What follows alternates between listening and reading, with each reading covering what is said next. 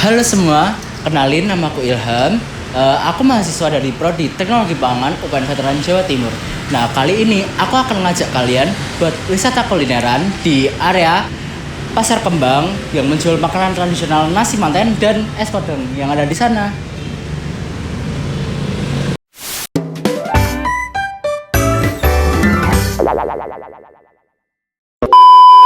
Nah, ini dia yang kita pesan.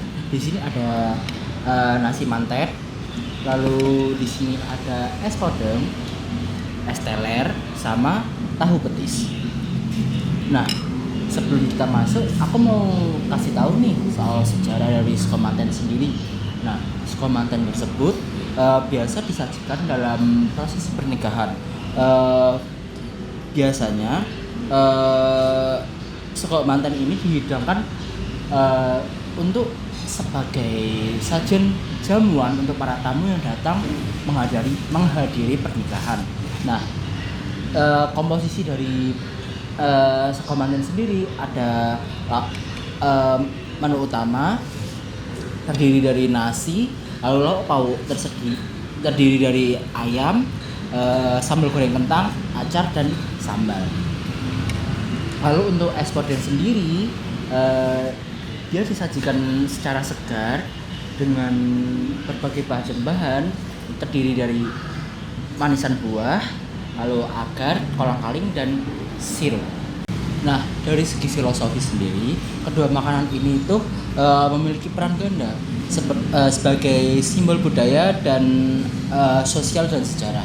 Nah, kenapa demikian? Karena dalam simbol budaya sendiri, teknik memasak yang ada pada nasi manten dan es podeng ini sudah ada sejak turun temurun, dan ritual serta cara penyajiannya sudah ada dan menjadi bukti hidup dari warisan budaya. Sehingga makanan tradisional ini bukan hanya soal rasa, tetapi juga mencerminkan budaya dan kearifan lokal dalam pemilihan bahan. Oke, dari segi pemilihan bahan, pertama pada nasi podeng sendiri, bahan-bahannya terdiri dari nasi, lalu ada protein bisa dari daging atau ayam, lalu ada tambahan karbo dari sambal goreng kentang, dan juga ada tambahan fermentasi dari acar. Adapun reaksi fisiokimia yang terjadi pada semua bahan-bahan ini, di mana pertama pada daging sendiri, yaitu daging ayam ini dimasak dengan bumbu yang kental. Nah, reaksi yang terjadi pada ayam ini yaitu reaksi Maillard, di mana adanya interaksi antara gula pereduksi yang ada pada bumbu biasanya dicampur dengan gula merah atau kecap yang bereaksi dengan protein pada daging selama proses pemanasan. Lalu kedua pada sambal goreng kentang sendiri, dia terjadi pembentukan pati resisten tipe 5, di mana adanya interaksi antara aminosalipid pada kentang dengan lemak dari santan. Lalu untuk acarnya sendiri ada reaksi dari fermentasi timun dengan cuka, dan yang terakhir pada nasi terjadi glatinisasi, di mana pati-pati dalam beras akan mengembang karena menyerap banyak uap air hingga akhirnya pecah dan membentuk nasi yang pulen.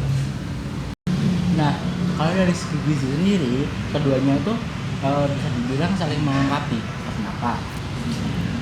Pertama dari dari sego manten sendiri, ya itu udah bisa dibilang lengkap banget.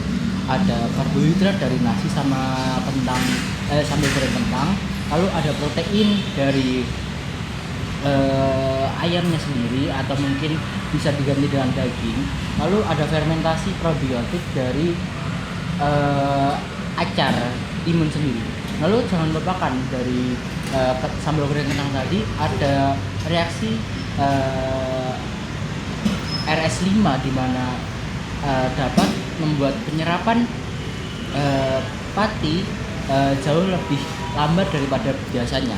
Oke, dari pengemasan sendiri, sebetulnya secara tradisional keduanya itu disajikan dengan melalui tradisi yang namanya piring terbang, di mana piring-piring tersebut tentunya akan disajikan bersamaan dengan seperti rantang yang nanti disusun.